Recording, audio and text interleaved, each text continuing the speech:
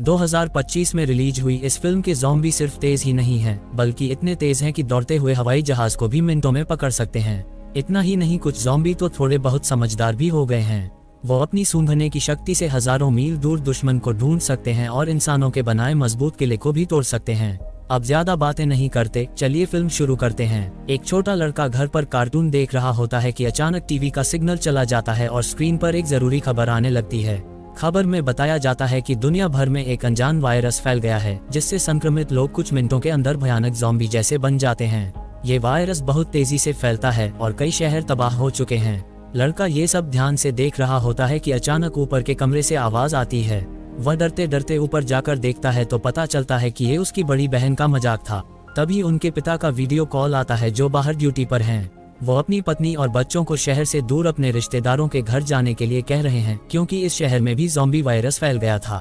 छोटी लड़की एबी अपने पिता के हाथ में अपना बनाया हुआ लकी ब्रेसलेट देखकर मुस्कुराती है। उधर माँ ने सामान पैक कर लिया है। बाहर से लगातार चीखने की आवाजें आ रही हैं, इसलिए वह एक पल भी बर्बाद नहीं करती और अपने दोनों बच्चों को लेकर घर से बाहर निकल जाती है। जैसे ही वे कार में बैठने वाले होते हैं, अचानक एक ज़ॉम्बी माँ को पकड़ लेता है।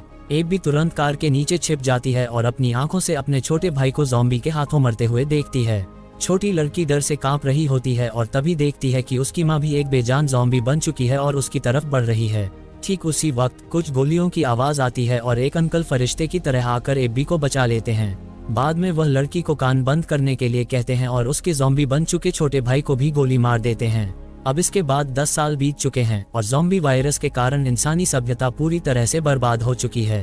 कभी शानदार दिखने वाले शहर अब खंडहर बन चुके हैं। छोटी लड़की एबी अब बड़ी हो गई है और अंकल कैशियस ने ट्रेन करके उसे एक जंगल की योद्धा बना दिया है। इतने सालों तक जंगल में रहने के कारण एबी को लोगों के साथ रहने की बहुत इच्छा है। उसकी सबसे बड़ी ख्वाहिश है कि उसे कोई इंसानी बस्ती मिल जाए जहां वह रह सके। हालांकि कैशियस के लिए सबसे अच्छी जगह एक ऐसा सुनसान द्वीप है जो जमीन से दूर हो। तभी रात के अंधेरे में कैशियस बाहर लगे अलार्म की आवाज से जाग जाता है। वह सावधानी से अपने तंबू से बाहर निकलकर देखता है तो अंधेरे से एक ज़ॉम्बी उस पर हमला कर देता है, लेकिन कैशियस लगातार गोलियां चलाकर उसे मार देता है। दोनों बहुत उदास हैं क्योंकि ज़ॉम्बी झुंड में रहना पसंद करते हैं और आसपास जरूर और भी ज़ॉम्बीज होंगे। इसलिए सुबह होने से पहले ही वे अपना सामान पैक करके वहां से निकलने की तैयारी करते हैं। तभी रास्ते में उनके घोड़े हिनहिनाने लगते हैं। कैशियस समझ जाता है कि खतरा नजदीक है। दोनों चारों तरफ देखते हैं तो दूर एक जीप ज़ॉम्बी से घिरी हुई दिखाई देती है। कैशियस पहले तो ध्यान नहीं देना चाहता, लेकिन एबी बिना कुछ कहे गोली चला देती है, इसलिए मजबूरी में उन्हें बाकी ज़ॉम्बी को भी मारना पड़ता है।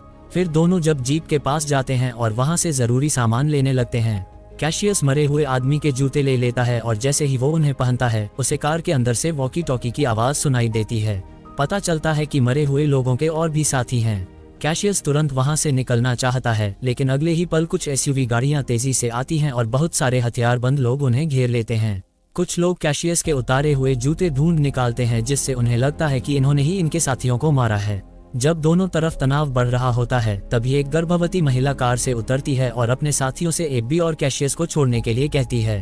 तभी काला घोड़ा फिर से चेतावनी देता है और अगले ही पल दूर जंगल से दहाड़ने की आवाज आती है। बहुत सारे ज़ॉम्बी बाढ़ की तरह चारों तरफ से घाटी की दीवारों की तरफ बढ़ने लगते हैं। लोगों के पास भागने का वक्त नहीं होता, इसलिए वे हथियार निकालकर वहीं मुकाबला करते हैं। एक महिला ज़ॉम्बी में सोचने की शक्ति थी और वो अपने साथियों को लड़ते हुए देख रही थी।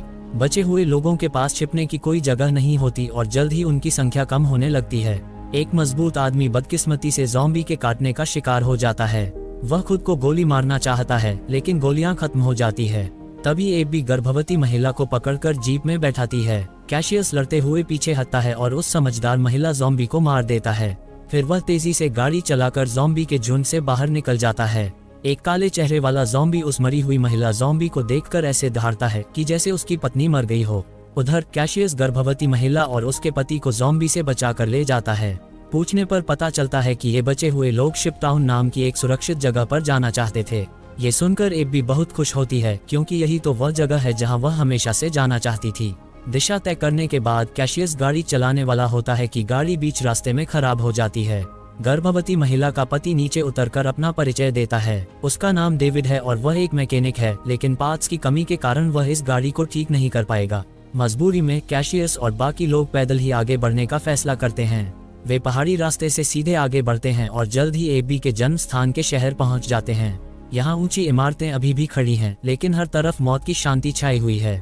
कैशियस एक खुली जगह वाली इमारत ढूंढता है और वहीं रात बिताने का फैसला करता है।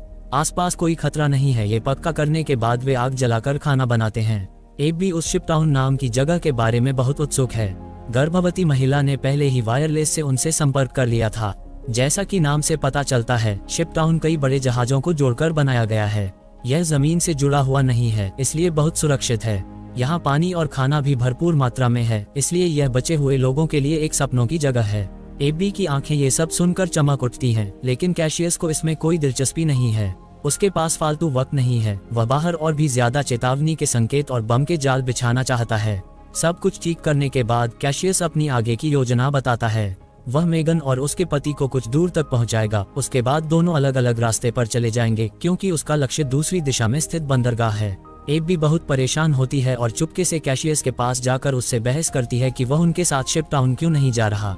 कैशियस बहुत समझदारी से कहता है कि जहां ज्यादा लोग होते हैं वहां ज्यादा खतरा होता है, लेकिन एबी को इंसानी बुराई और कैशियस की बात बिल्कुल समझ में नहीं आती। वह कैशियस से बहुत झगड़ा करती है और फिर अकेले ऊपर रात बिताने के लिए चली जाती है। हालांकि दोनों को यह नहीं पता होता कि वह काले चेहरे वाला ज़ॉम्बी उनकी छोड़ी हुई गाड़ी को सूंघते हुए उन्हें ढूंढ चुका है। लगता है कि उस ज़ॉम्बी सरदार ने कैशियस से टक्कर लेने की ठान ली है। अगली सुबह एबी अपनी बचपन की तस्वीरें देख रही होती है कि अचानक नीचे पेड़ों से सरसराहट की आवाज आती है। वह समझ जाती है कि ज़ॉम्बी अंदर आ गए हैं और सबको चेतावनी देने के लिए नीचे भागने वाली होती है, लेकिन रास्ते में ही उसे ज़ॉम्बी मिल जाते हैं। हालांकि वह बहुत तेजी से रिएक्ट करती है और एक पीछा करने वाले ज़ॉम्बी को चकमा दे देती है, लेकिन इस चक्कर में उसका संतुलन बिगड़ जाता है। तभी कैशियस फिर से प्रकट होता है और एक बार फिर उसे खतरे से बचा लेता है।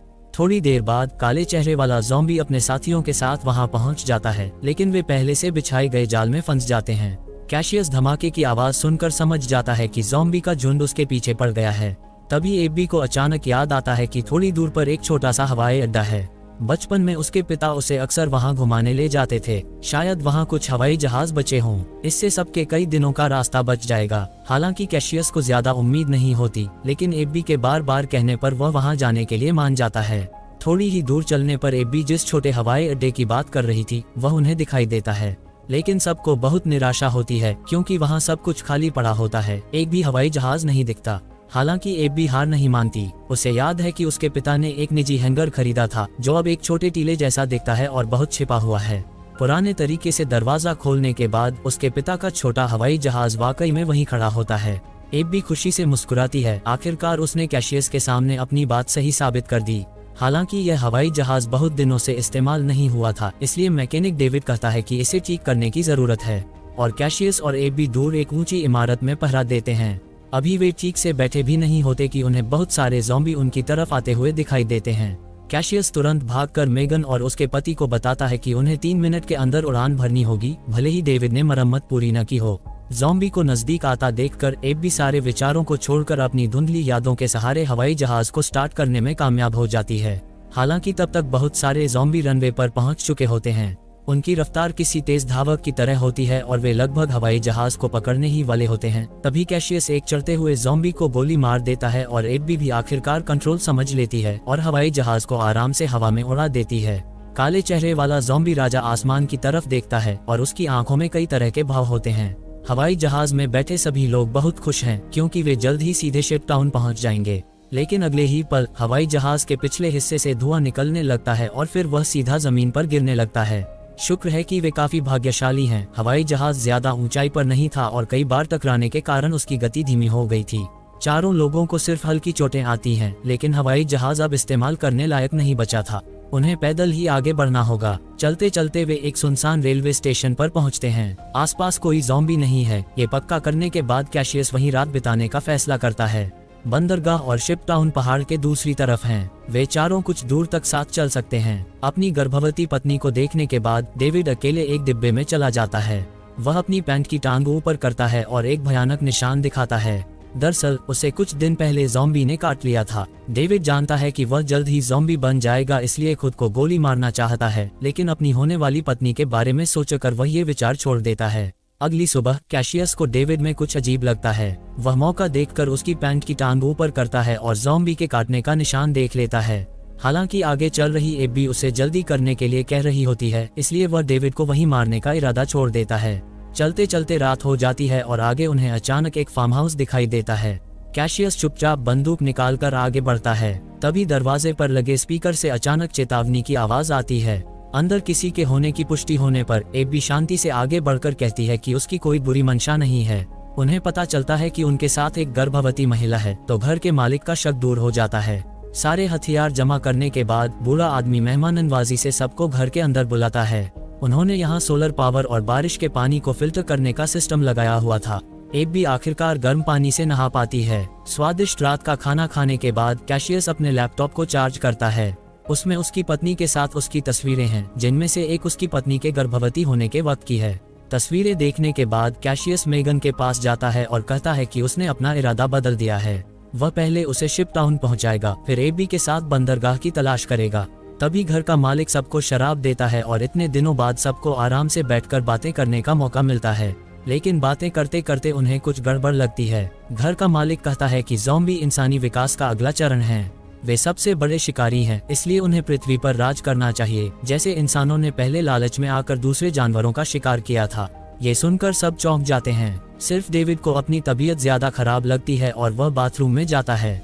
उसके शरीर में वायरस पूरी तरह से फैल चुका होता है। जब डेविड वापस हॉल में आता है तो देखता है कि कैशियस और बाकी दोनों बेहोश पड़े हैं। घर का मालिक तुरंत अपने हाथ में पकड़े हुए एक डिवाइस का बटन दबा देता है। डेविड को अचानक बहुत कमजोरी महसूस होती है और वह जमीन पर गिर जाता है।